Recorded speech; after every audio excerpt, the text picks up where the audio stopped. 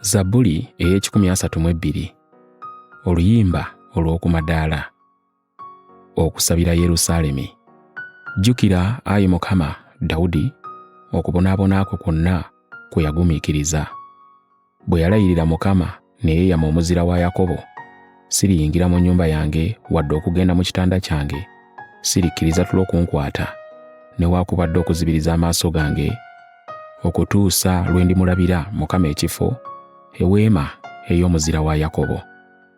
Laba, twagiwulirako mu Efulaasa, twagiraba mu nnimiro ey'ekibira. Tuliyingira mu weema ze, tulisinziza awali entebe y'ebigere bye. Golokoka, Ayi Mukama, oyingire mu kifo kye eky'okuwummuliramu, ggwe n'essanduuko ey'amaanyi go. Bakabona bo bambale obutuukirivu, n'abatukuvu bo boogerere waggulu olw'essanyu. Ku lw'omuddu wo Dawudi, togoba maaso g'oyo gwe wafukako amafuta. Mukama yalayirira Dawudi mu mazima, talikyuka kugaleka.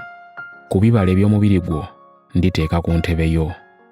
Abaana bo bwe banakkirizanga okwekuuma endagaano yange n'obujulirwa bwange bwe nabayigirizanga, era n'abaana baabwe banaatulanga ku ntebe yo emirembe gyonna.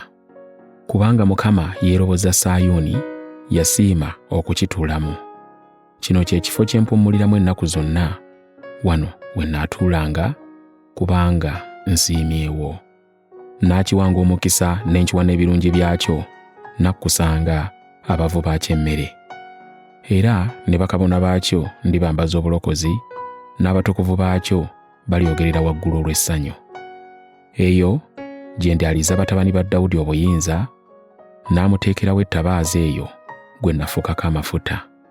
Abalabe be ndibambaza ensonyi, naye ku mutwe gwe engule ey'ekitiibwa ekingi.